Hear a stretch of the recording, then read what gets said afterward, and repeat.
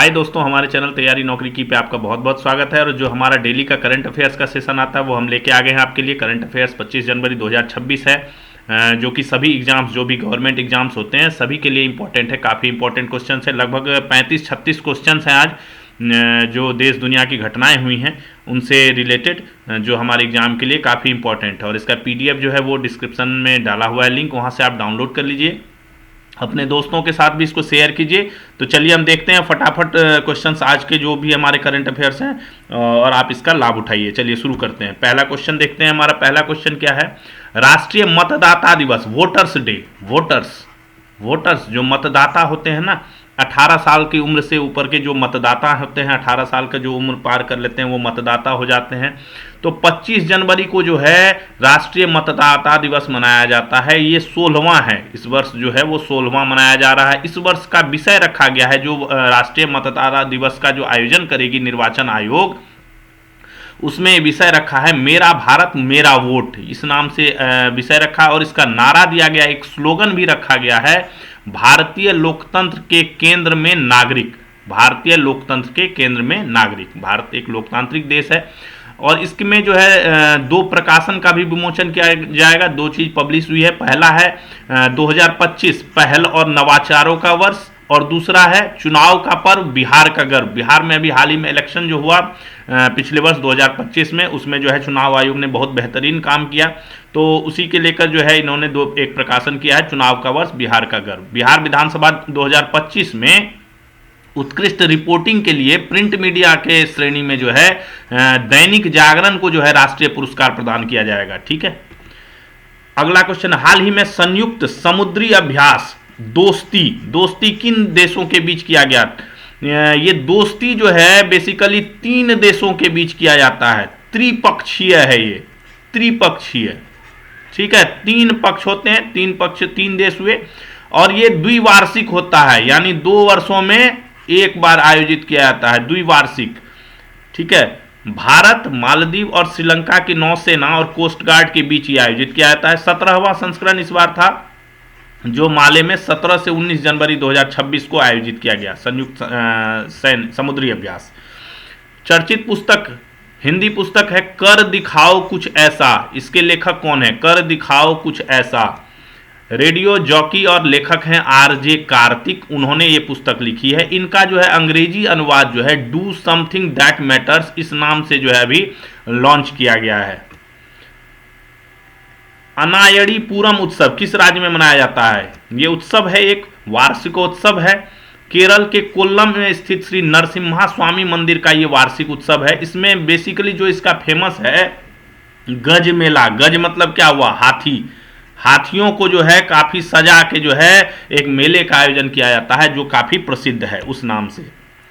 अगला, T20 अंतर्राष्ट्रीय cricket में किस बाएं हाथ के बल्लेबाज ने सर्वाधिक छक्के लगाने का रिकॉर्ड बनाया? सिर्फ बाएं हाथ के बल्लेबाज की बात कर रहा है यहाँ पे क्वेश्चन। अभिषेक शर्मा है, उन्होंने 81 छक्के लगा दिए हैं। अभी न्यूजीलैंड के विरुद्ध मैच में इन्होंने छक्के लगा के 81 छक्के लगा के, और युवराज सिंह के जो अभी तक 74 छक्कों का रिकॉर्ड था उनको तोड़ दिया। युवराज सिंह ने T20 इंटरनेशनल में अभी तक बाएं हाथ की ये बल्लेबाज है, बाएं हाथ के, तो इन्होंने 74 छक्के लगाए थे, और अभिषेक शर्मा 81 छक्के लगा दिए, ये भी बाएं हाथ के बल्लेबाज हैं। ठीक है। अगला क्वेश्चन, नंबियो सेफ्टी इंडेक्स, सुरक्षा जो इंडेक्स है 2026 के अनुसार दुनिया का सबसे सुरक्षित शहर कौन है? दुनिया का, वर्ल्ड की बात कर रहा है। चीन का किंग दाओ है, ये सबसे सुरक्षित शहर में गिनती हुई है इसकी। उसके बाद UAE का अबू धाबी, कतर का दोहा, UAE का शारजाह, UAE का दुबई। भारत की इसमें जो रैंकिंग है, भारत की वैश्विक रैंकिंग अगर सभी देशों में रैंकिंग करें तो 70 नंबर पे भारत है सुरक्षा में। ठीक है। इसी का अगला क्वेश्चन इसी से संबंधित है। नंबियो सेफ्टी इंडेक्स 2026 द्वारा जारी रिपोर्ट के अनुसार भारत का कौन सा शहर सबसे सुरक्षित शहर में अग्रणी है? भारत के शहर जो इसमें इंक्लूड किए गए हैं उसमें सबसे पहला जो शहर इंक्लूड हुआ है वो है कर्नाटक का मंगलुरु, 46वें स्थान पर, बहुत नीचे है। अहमदाबाद जो है 87वें स्थान पर, और जयपुर 106वें स्थान पर है। दिल्ली जो है 255वें स्थान पर है।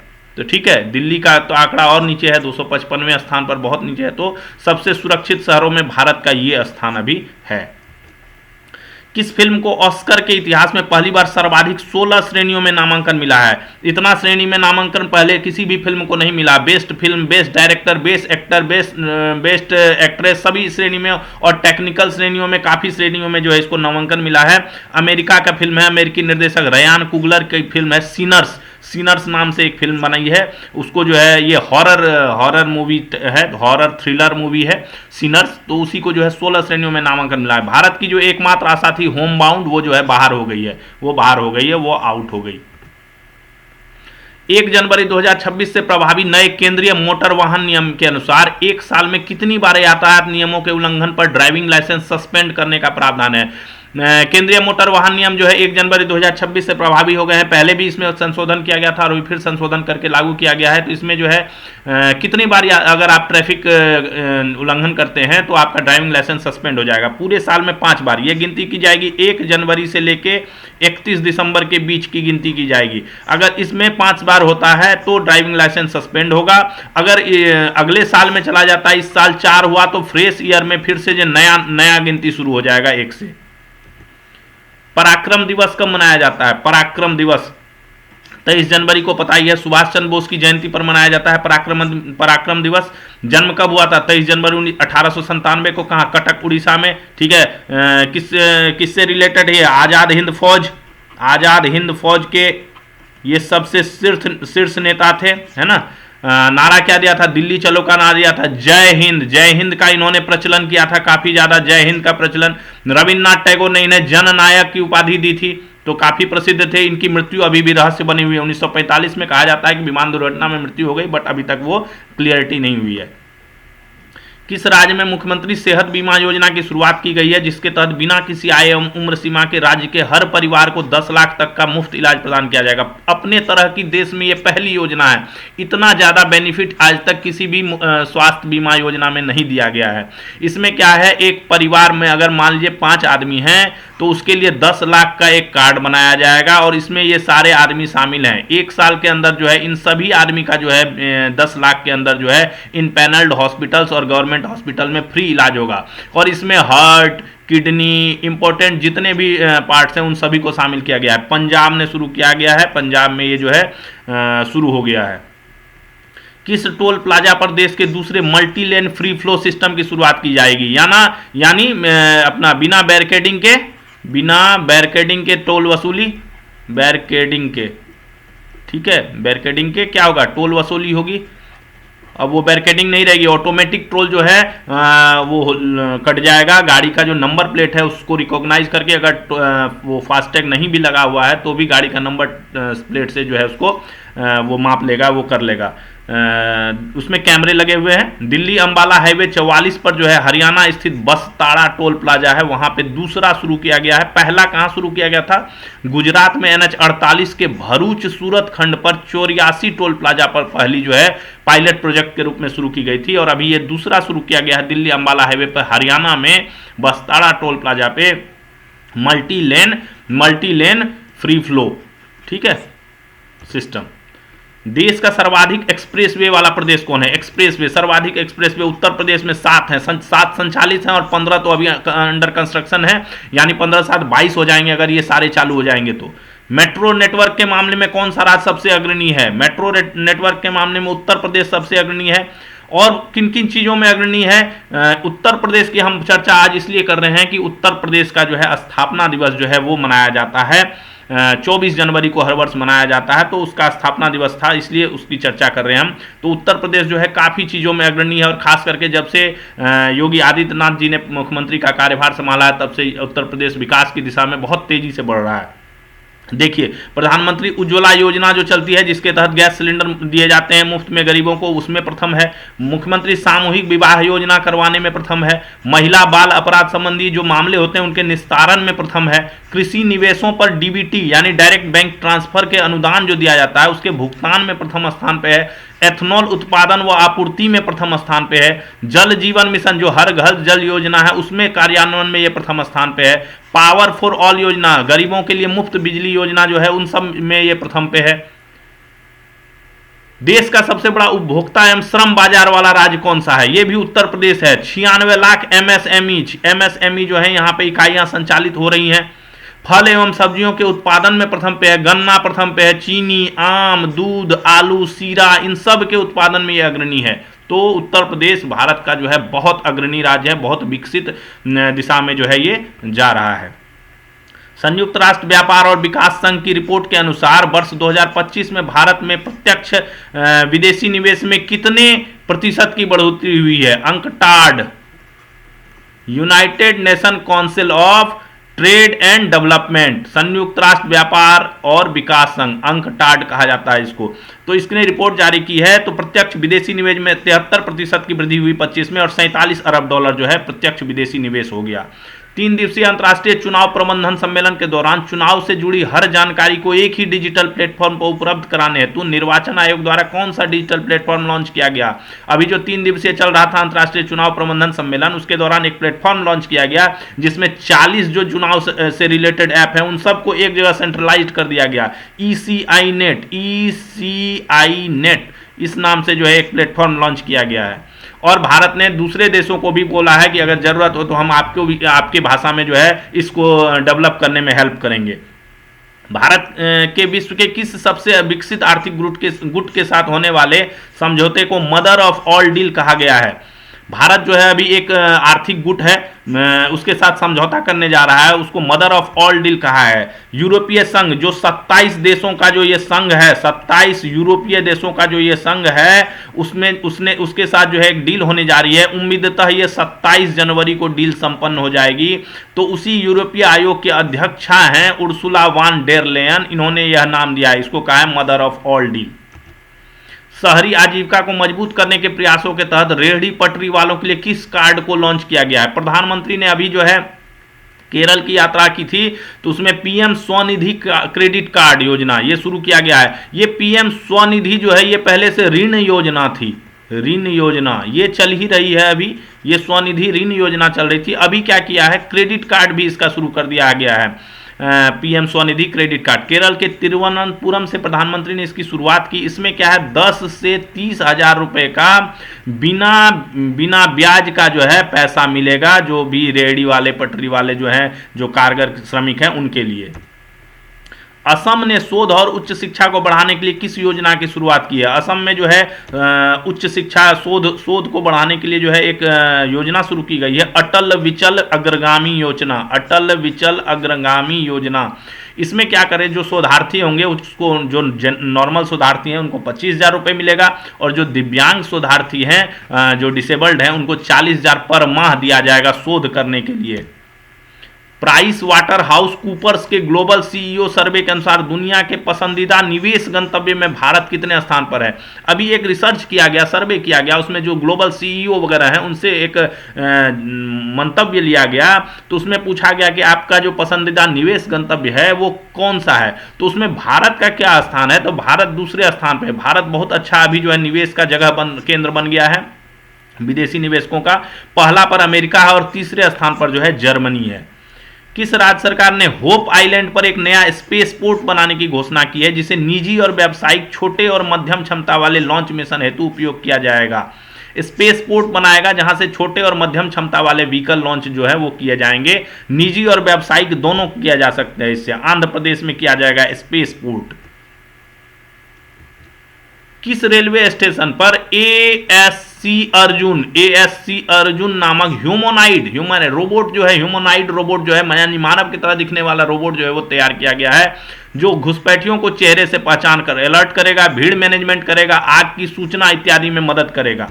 तो इसके ये जो है विशाखापट्टनम पर जो है एक पायलट प्रोजेक्ट के तहत पर जो है शुरू किया गया है विशाखापट्टनम में। सुभाष चंद्र बोस आपदा प्रबंधन पुरस्कार किसे सम्मानित किया गया? सुभाष चंद्र बोस आपदा प्रबंधन डिजास्टर मैनेजमेंट पुरस्कार दिया गया।